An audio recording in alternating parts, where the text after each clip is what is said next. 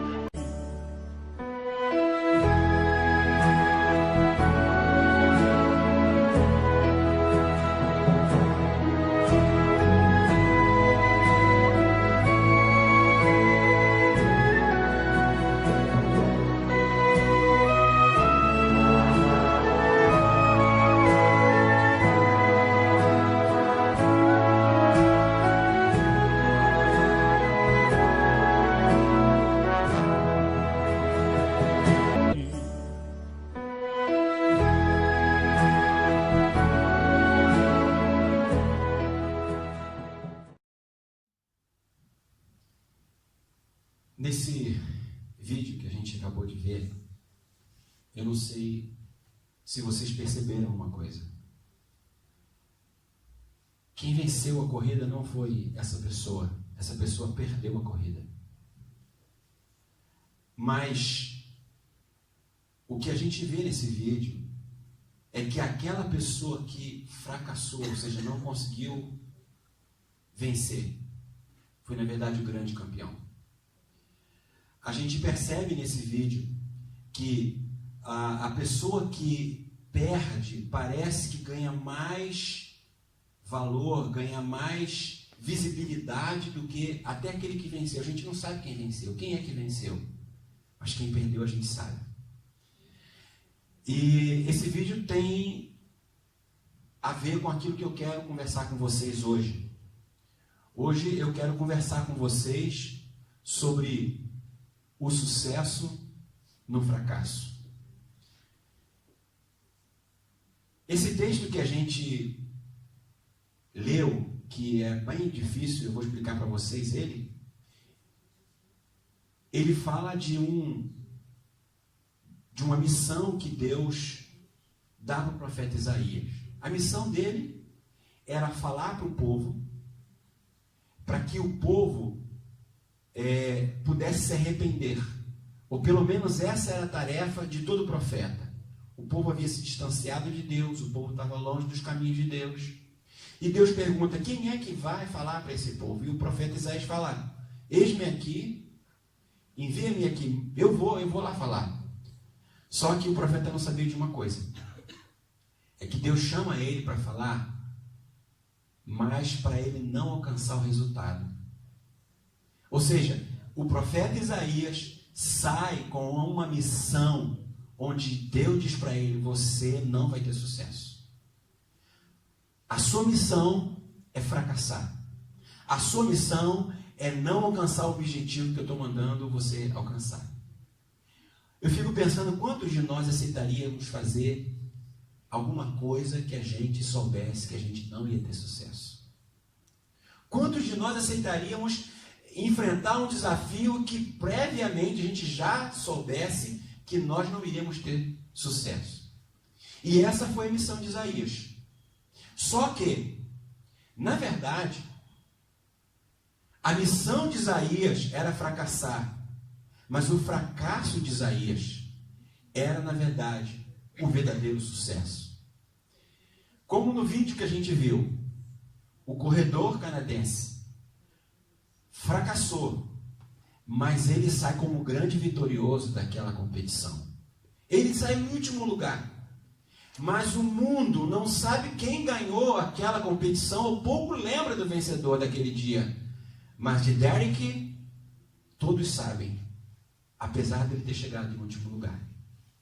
O que eu estou querendo dizer com isso é que, muitas vezes, na minha vida e na sua vida, a gente vai experimentar uma derrota ou um fracasso inicial.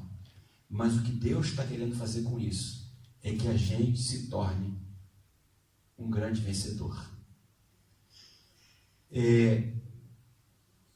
Eu queria falar isso com vocês hoje porque muitas vezes a gente se sente assim, diante de um desafio onde a gente está vendo fracasso, onde a gente não consegue enxergar o sucesso.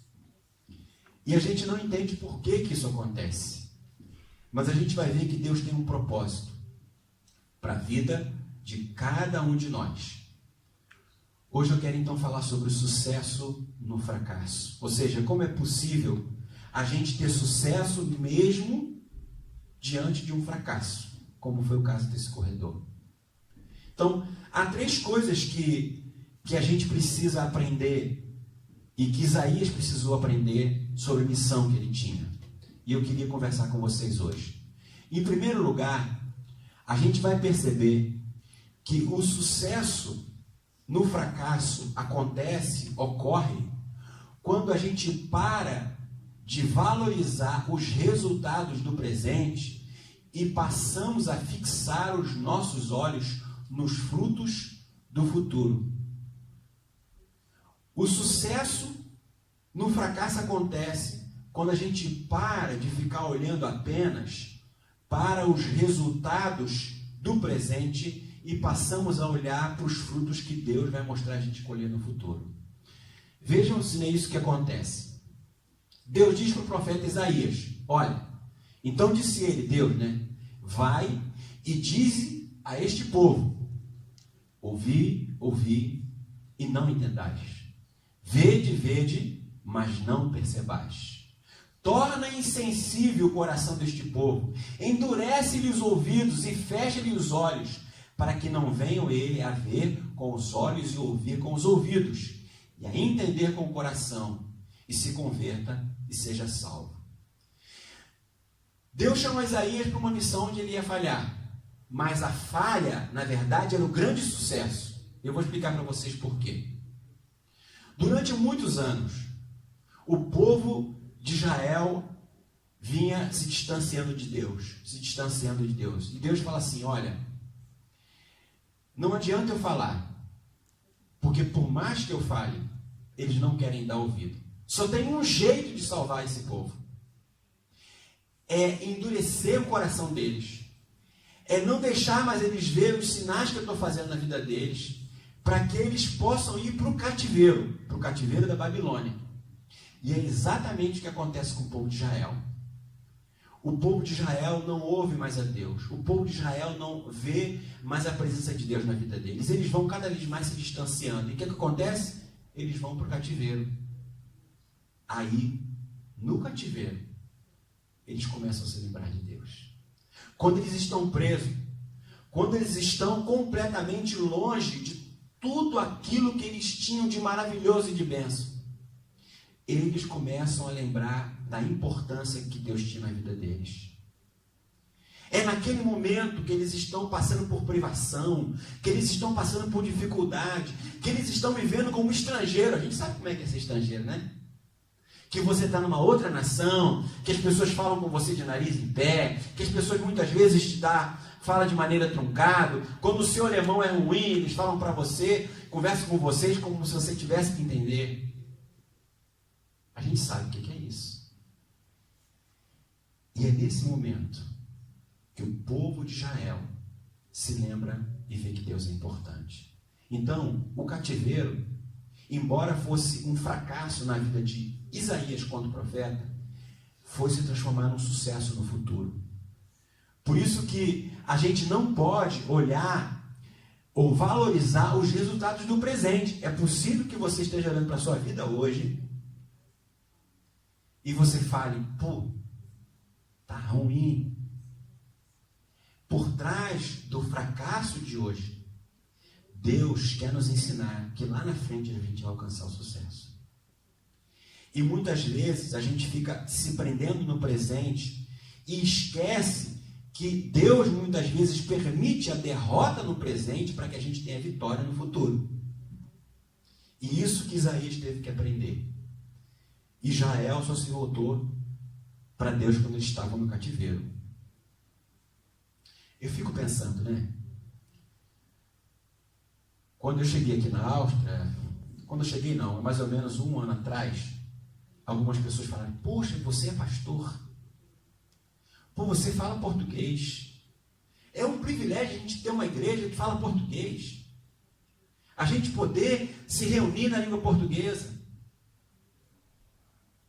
Mas será que de fato as pessoas acham que é importante uma igreja como essa? Ou quando eu olho para as cadeiras aqui, eu fico com a sensação de que a gente parece caminhar um pouco nesse trilho do povo de Israel. E o que a gente percebe é que o povo de Israel estava, na verdade, se distanciando de Deus, e o cativeiro foi o único meio de aproximar esse povo, de resgatar esse povo. Para os judeus, aceitar Jesus foi muito difícil. Sabe por quê? Porque Jesus morre na cruz. Ou seja, Jesus, no ponto de vista do judeu, ele fracassou. Ele não teve êxito. Ele veio para ser o Messias, o enviado de Deus, mas morre numa cruz. O que eles não sabem é que a cruz foi o lugar de maior vitória para a nossa vida hoje. Por causa da morte de Jesus na cruz no passado, é que a gente tem esperança hoje. É que a gente pode olhar para o futuro com esperança. Então, a morte de Cristo na cruz, o que simboliza para muitas pessoas derrota, fracasso, na verdade foi a grande vitória. Jesus tem sucesso no fracasso, porque ele morre e é crucificado, mas foi a morte dele que na verdade deu grande vitória para ele.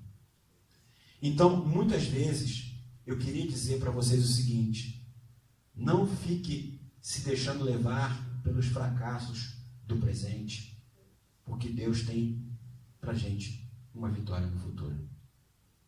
Às vezes a gente não sabe, mas Deus está gerando em nós coisas que Ele vai realizar, que a gente não consegue entender agora. Eu me lembro de uma história de um jogador de futebol chamado Cafu. O Hermínio jogou futebol, você conhece bem o Cafu. E o Cafu disse uma coisa interessante. O Cafu foi campeão do mundo 2 vezes, em 94 Em 2002 ele foi capitão da seleção brasileira. E é muito interessante, porque quando a gente olha para a história do Cafu, esse jogador de futebol, a gente fala assim, poxa, ele foi vitorioso. Mas sabe o que ele disse? Que ele teve que fazer, a gente no Brasil chama de peneira, né? Quando o cara quer entrar para um clube, ele vai jogar bola com um monte de meninos, de outros garotos, e aquele que se sobressair vai para o clube. Ele falou, eu tive que tentar 6 vezes até ser aceito por um clube. A primeira vez que eu tentei, vai fazer outra coisa. Futebol você não joga. Ele foi de novo. Olha, vai procurar um emprego, um trabalho para você, você não tem vocação para futebol. E ele disse, só depois do 6º clube que me deram uma chance. E foi nessa chance que ele se tornou 2 vezes campeão do mundo. Talvez a gente pensasse, poxa, esse cara é um fracassado. Tentou uma vez, não entrou, no clube entrou 2 vezes, não entrou, 3 vezes não entrou. Mas Deus tinha um projeto que estava no futuro. Se ele tivesse desistido naquele tempo, ele não teria se tornado o jogador que ele se tornou nos dias de hoje, né? Agora já não joga mais futebol. Mas a gente às vezes olha para as pessoas que estão lá em cima e se esquece que elas viveram no passado, elas fracassaram lá atrás. Mas na verdade não era um fracasso, era uma vitória que ainda não tinha acontecido. Então, eu queria dizer para vocês, não se prendam, não valorize os resultados que você está colhendo agora no presente. Olha para aquilo que Deus vai fazer no futuro. Porque muitas vezes o fracasso do presente é o meio que Deus está usando para nos dar vitória no futuro. Então, a gente precisa ter isso em nosso coração. Enquanto muitos olhavam para Jó, para o sofrimento de Jó, como um grande fracasso, Jó aprendeu que aquele sofrimento tornou ele um homem vitorioso. Porque o sofrimento dele foi que fez com que ele tivesse a comunhão com Deus. Antes do sofrimento, Jó diz que tinha um conhecimento, um relacionamento superficial com Deus. Mas depois que Jó passa por aquele sofrimento, ele tem uma relação mais profunda com Deus. Ele diz, antes eu te conhecia, de ouvir falar, antes, mas agora os meus olhos te veem. Então, a Bíblia vai dizer isso na vida de José do Egito, que disse, olha, eu tive um sonho, e o meu sonho me levou para viver muitos fracassos. Eu fui vendido, fui colocado na casa de um homem para trabalhar, a mulher dele se levantou contra mim, disse uma mentira, eu fui preso. Mas o fracasso de José no presente fez com que ele fosse um homem vitorioso no futuro. Então, muitas vezes, o nosso fracasso no presente é para que a gente tenha sucesso no futuro. Então, não desanima, não olhe para as dificuldades de agora como sendo a pior coisa da sua vida, porque Deus está preparando a gente para uma grande vitória. O apóstolo Paulo diz, né, alegrai-vos nas vossas próprias tribulações, porque a tribulação produz perseverança, produz experiência e, por fim, esperança. São as tribulações do presente que amadurecem a gente, faz a gente ficar mais resistente, faz a gente enfrentar a dificuldade com mais capacidade lá na frente. Então, a primeira coisa é isso. Não valorize os resultados do presente, mas passe a olhar para aquilo que Deus vai realizar na tua vida no futuro. Era isso que Isaías não tinha entendido ainda. Eles tinham que ir para o cativeiro, que significava fracasso, mas foi o cativeiro que fez com que o povo voltasse para Deus. Segundo lugar, o sucesso no fracasso acontece quando planejamos a vida a partir do Cronos, mas esperamos os resultados que vêm do Kairos. O sucesso no fracasso acontece quando a gente passa a planejar a vida no Cronos, mas esperamos os resultados que vêm do Kairos. Eu vou explicar para vocês isso. A Bíblia tem 2 palavras, no grego, tem 2 palavras para tempo. Primeiro é Cronos, que significa o tempo cronológico, aquele que você aperta o cronômetro e você consegue marcar exatamente. Ou seja, agora são 4h15, 5 horas a gente já terminou o culto, a gente vai embora. Então, esse tempo vai acontecer. Eu vou falar aqui, essa hora vai passar, ela não vai ficar parada, ela vai acontecer, porque o tempo corre, ele é cronológico. Mas existe uma outra palavra para tempo, que a Bíblia, no grego, que significa kairos. Ele também usa de falar de tempo, só que usa a palavra kairos. Agora, a palavra kairos significa tempo, só que um tempo que não é cronológico, é um tempo de Deus. Ou seja, sempre que a Bíblia fala de um tempo que Deus vai agir, ela não usa cronos, ela fala kairos. Ou seja, significa dizer que existe um tempo que algumas coisas vão começar a acontecer, mas esse tempo não pode ser cronometrado, porque esse tempo está na economia de Deus, ou seja, é Deus que vai determinar quando isso vai acontecer. A gente não pode cronometrar, porque Deus é que vai fazer acontecer. Então, o que eu estou querendo dizer aqui é o seguinte, é que a gente precisa planejar a vida, ou seja, a gente tem que fazer as coisas que a gente planejou fazer. Mas a gente nunca deve ficar preso ao resultado cronológico, mas ao resultado de Deus nesse processo. Ou seja, muitas vezes a gente fala assim, daqui a 3 meses eu pretendo fazer isso, isso, isso. Isso é muito bom. E a gente deve fazer. Muitas vezes a gente fala assim, não, daqui a 6 meses eu quero fazer isso. Mas a gente tem que entender que existe um outro tempo que está oculto, que é o tempo de Deus. E o tempo de Deus necessariamente não significa o nosso tempo. Ou na maioria das vezes nunca é. Ou seja, o que eu planejei para acontecer daqui a 3 meses não vai acontecer porque não é o tempo de Deus para o planejamento que a gente fez. Então, o texto então diz, então disse eu, até quando, Senhor? Isaías pergunta para Deus, até quando vai durar esse negócio? Ele então respondeu, até que sejam desoladas as cidades e fiquem sem habitantes, as casas fiquem sem moradores e a terra seja de todo assolada. Qual é a preocupação de Isaías aqui? Eu quero saber até quando vai durar isso. Quanto tempo vai demorar para que o Senhor cumpra o seu propósito? E então Deus dá aqui uma descrição, ou seja, a questão do tempo é isso, o que Isaías está querendo saber cronologicamente quando é que as coisas vão acontecer. E Deus então está dando alguns sinais para ele. Mas na verdade, o tempo que Deus está dizendo para Isaías aqui é o tempo dele, o tempo de Deus. É muito importante a gente entender que Deus tem um tempo para fazer as coisas na minha vida e na sua vida. E não é o tempo cronológico. É o kairos, é o tempo de Deus. É o tempo onde Deus separou para poder falar ao meu e ao seu coração. Às vezes a gente fala assim, poxa Deus, eu estou esperando tempo demais. Mas que tempo você está esperando demais?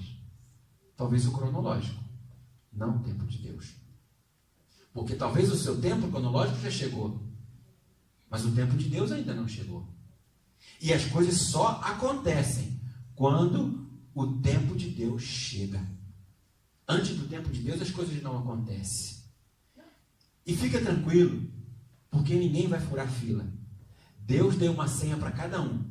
Essa senha diz que na hora que aquilo que Ele separou para você, Ele vai falar assim, Marieta. Aí você, opa, meu número, meu nome. É aquele tempo. E nessa hora as coisas vão acontecer. Só nessa hora. Não vai acontecer antes. Então, a gente precisa ficar tranquilo, a gente precisa ficar descansado, porque no tempo de Deus as coisas vão acontecer. Deus tem domínio sobre todas as coisas. O Jó, quando passou por essas lutas todas, é interessante que ele estava no sofrimento, mas sabe o que ele tinha? Ele tinha uma certeza de que essa dor um dia ia cessar.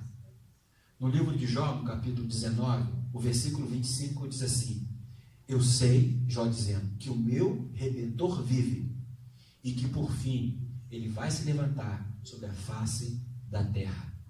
Ele diz, eu verei, não apenas eu, mas todos verão que Deus existe.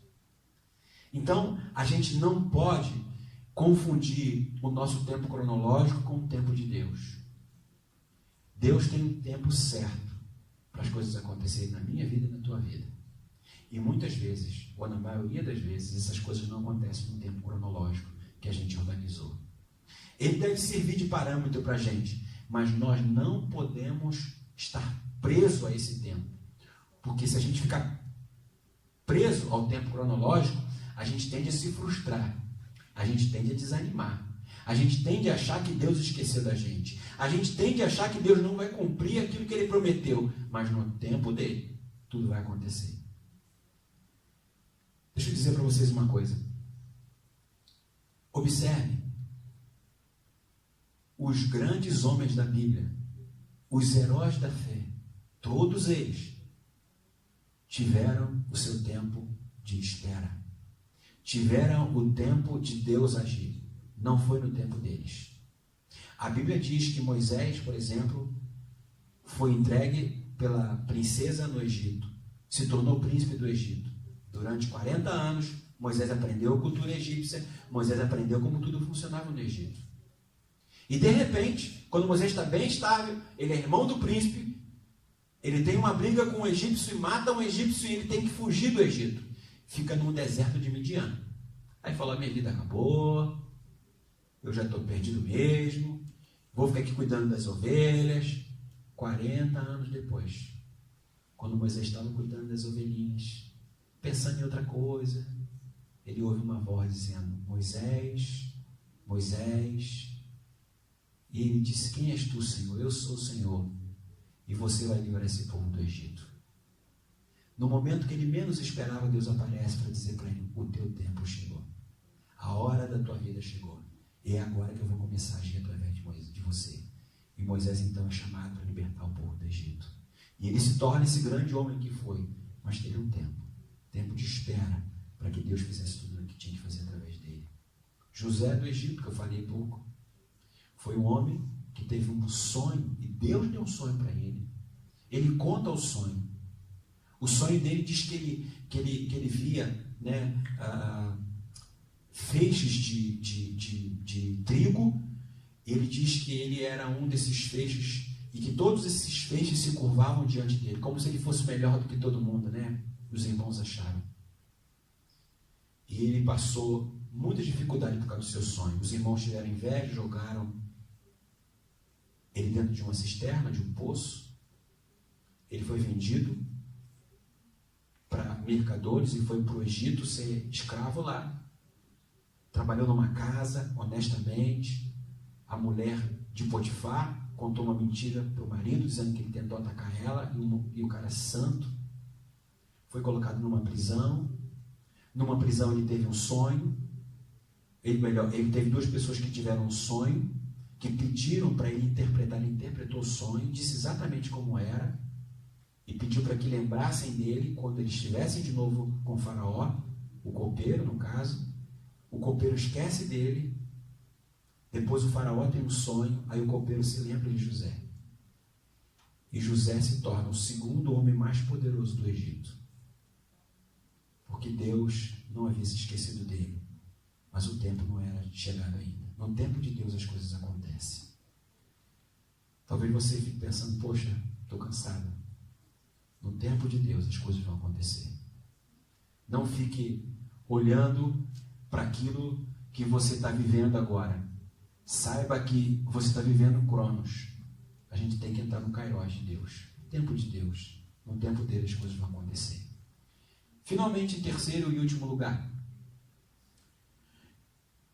O sucesso no fracasso começa a acontecer na nossa vida quando passamos a acreditar que do nada Deus pode fazer tudo novo. O sucesso no fracasso começa a acontecer quando a gente passa a acreditar que do nada Deus pode fazer tudo novo. Eu vou explicar para vocês essa parte. O versículo de número 13 está escrito assim, Deus falando com o profeta, mas se ainda ficar a 10ª parte dela, tornará-se destruída, como terebinto e como carvalho, dos quais depois de derribado ainda fica o toco. Assim, a santa semente é o seu tronco. Bom, aqui é uma figura de linguagem muito pesada, né, para se entender. Mas o que Deus está dizendo é o seguinte, que esse povo iria para o cativeiro, mas que Deus ia manter pessoas que iam ficar fiéis a ele. Um grupo muito pequeno. E que através desse pequeno grupo, Deus ia de novo levantar o seu povo. E é isso que acontece. Quando a Babilônia entra em Jerusalém e leva o povo para Israel, eles levam quase todos. Eles levam a maioria, deixam algumas pouquíssimas pessoas que já não servia para nada, para o trabalho, gente velha, gente que não tinha mais serventia para o inimigo. Gente que ninguém mais acreditava neles. Eles ficaram lá em Jerusalém, em Judá, no meio dos escombros, no meio do nada, porque eles destruíram tudo, tacaram fogo. Mas através desse pequeno grupo, Deus começa depois a mobilizar todo o povo de Israel. Ou seja, o povo, na verdade, havia ficado como esse tronco, uma árvore seca que não tinha nada. Mas Deus então, daquela pequena árvore, daquele tronco seco, sem vida, ele faz brotar uma semente. Esse povo de Israel, que já estava morto, desacreditado, começa a se levantar. E era isso que Deus estava dizendo para Isaías: olha, Isaías, fica tranquilo, porque eu vou fazer desse povo que ninguém mais acredita, que ninguém acha que é possível ter vida de novo, formar de novo um povo numeroso. E é isso que acontece. Às vezes a gente fica pensando assim: Deus, eu olho para a direita, não vejo nada. Eu olho para a esquerda, não vejo nada. Eu olho para cima, olho para baixo, e quando eu olho para a realidade que eu estou vivendo, eu falo, daqui não sai nada, né? A gente tem aquela piada que a gente fala, desse mato não sai cachorro. Mas quando Deus está no negócio, sai mais do que cachorro. Sai muitas outras coisas. Então, Deus está dizendo para Isaías o seguinte: olha, Isaías, fica tranquilo, que desse tronco, desse carvalho, desse pedaço de madeira que vai sobrar, do pequeno grupo que vai ficar ainda em Jerusalém, eu vou reunir meu povo e eu vou fazer dele um grande exército. Sobraria apenas um toquinho e Deus iria fazer. Sabe o que eu me lembrei? Uma figura muito legal. Vocês percebem as fases do ano aqui é muito forte, né? Diferente do Brasil, né? Você vê que inverno é inverno, né? Inclusive, quero que ele vá com Deus logo o mais rápido possível. Não aguento mais inverno. Hermínio vai ficar triste, que ele vai ficar esquiando. Mas eu quero... Você arruma um lugar para esquiar, Hermínio. Deixa a gente mais quentinho. A outra aqui está de coberta dentro do cu. Mas beleza, beleza. Trouxe o edredom, quase saco de dormir, né? Mas é interessante que quando chega no outono, depois do verão, as folhas começam a cair. Elas vão caindo, vai ficando vermelhinha, né? Amarelinha, melhor dizendo, amarelinha, daqui a pouco vai caindo, vai ficando depois aquelas árvores peladas, tem nada. Só aqueles galhos secos, né? E aí, de repente, vem o inverno, aí parece uma árvore cheia de pedaço de algodão agarrado, né? E agora vai entrando a primavera. E aquelas árvores que não tinha vida, que não tinha mais nada, começa a ficar verde, começa a ficar viçosa, começa a ficar bonita, começa a brotar a vida novamente. E era isso que Deus estava dizendo. Você olha para essa árvore seca, para essa árvore que está sem folha, para essa árvore que está sem vida, e você olha para ela e fala assim: como que essa árvore de novo vai ficar frondosa e bonita? Ela vai ficar. Porque Deus faz do nada tudo acontecer novamente. O que eu queria dizer é o seguinte: se você acha que você não tem nada hoje, pode ter certeza de uma coisa: Deus vai fazer brotar a vida. Ainda que você fale, eu não sei como isso é possível, mas Deus tem poder para isso. Creia nisso. Deus vai fazer acontecer, porque Ele tem esse poder. Assim como Ele muda as estações do ano, como as estações do ano mudam de maneira perfeita. Está um frio de menos 19, né? Essa semana foi menos de 19. Só Jesus na causa. Nem esquimó aguenta com um tempo desse. Menos 19, brincadeira de aguentam assim. Um frio terrível. E aí, hoje, domingo, 9 graus positivos, a gente começa a sonhar. Tem sol. né? A gente fala, meu Deus, daqui a pouco a gente vai estar no meio dos lagos, que hoje está congelado. A gente foi em Badalcê, né? Abacê. A gente foi em Abacê ontem. Cara, aquele lago grande congelado. Daqui a pouco vai estar um verão maravilhoso de 30 graus, 35 graus, e a gente nadando naquele lago que não vai ser mais congelado. As coisas mudam. Na nossa vida também. Deus está no controle. Não desanima. Ainda que você está vendo um lugar árido, seco, sem esperança, Deus vai dar uma palavra e as coisas vão mudar em nome de Jesus. Como essa igreja hoje, que vazia. Um dia eu vou lembrar, lembra daquele dia? Só tinha aquele grupinho de gato pingado aqui. Dá para contar no dedo, temos 8 pessoas, 9 comigo aqui. Vai ter umas 100 pessoas aqui. Lembra aquele dia? Hoje tem 100. Mas lembra, naquele dia a gente estava desanimado. Quase ninguém. Fabrício está animado. Que bom, Fabrício. Muito feliz. Então, Deus está dizendo para a gente hoje o seguinte, olha, ainda que fique como um toco a sua vida, não desanima, porque eu tenho poder para mudar. Porque foi assim que ele fez quando criou o mundo. A Bíblia diz, a terra era sem forma e vazia, e havia trevas sobre a face do abismo, e disse Deus, haja luz, e houve luz. Deus fez tudo acontecer do nada. Ele pode fazer isso na minha vida e na tua vida também. Então que a gente possa hoje voltar para casa sabendo que Deus não está atrasado. Ele chega na hora certa. Como Lázaro. As irmãs de Lázaro dizendo, Senhor, se tu estiveres aqui, nosso irmão não teria morrido. Já passaram-se 4 dias. Mas Jesus disse o seguinte, quem crê em mim, ainda que morra, viverá. Se você crê em Deus, fica firme. Ele vai surpreender você quando você menos esperar. Você vai ver aquele vale dos ossos secos, os ossos sequíssimos se batendo, e vai voltar a ter vida. Que Deus nos abençoe e que a gente possa sair daqui com o nosso coração renovado. Que a gente possa ir para casa sabendo que Deus está no controle de tudo.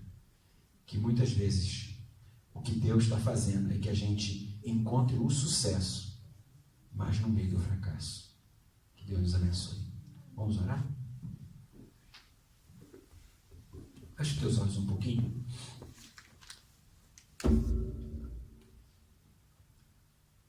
Eu não sei como que você está hoje aqui. Quem sabe você está como Isaías. Deus te deu uma missão de você cumprir algo que você não está conseguindo ter êxito. Mas eu quero te dizer que é no meio do fracasso que você vai encontrar o verdadeiro sucesso daquilo que Deus tem para você. Quem sabe você está hoje aqui falando, Deus, eu sou Isaías.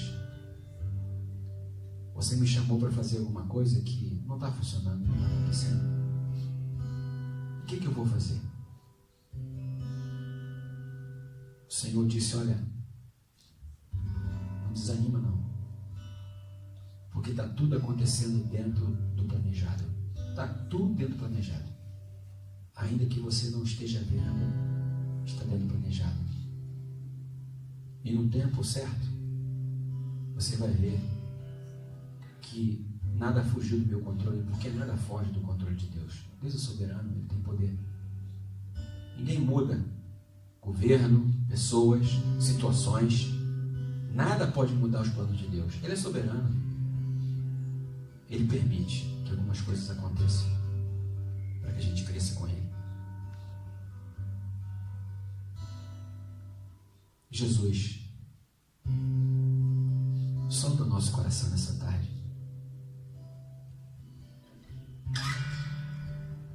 Às vezes eu também me sinto assim. Às vezes eu me sinto o próprio Isaías, falando para quem não quer ouvir, mostrando para quem não quer ver.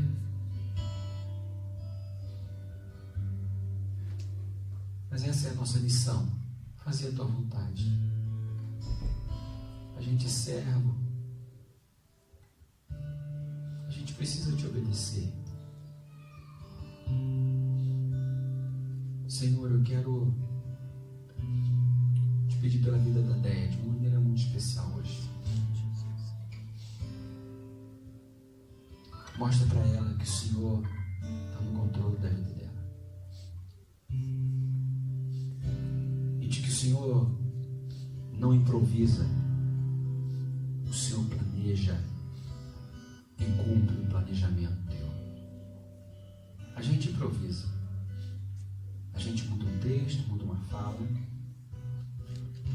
cancela uma viagem, mas o Senhor não. O Senhor sabe de tudo certinho. Então eu quero te pedir que o Senhor enche o coração dela da tua presença. Dá um ânimo novo, dá uma palavra, dá um consolo. E que ela possa aceitar a missão que tu tens dado para ela. Quem sabe como Isaías, mas como servo obediente, sabendo que ela vai ver o resultado da sua obediência. Muito obrigado por cada um que está aqui hoje. Obrigado. Somos um grupo pequeno, mas estamos aqui para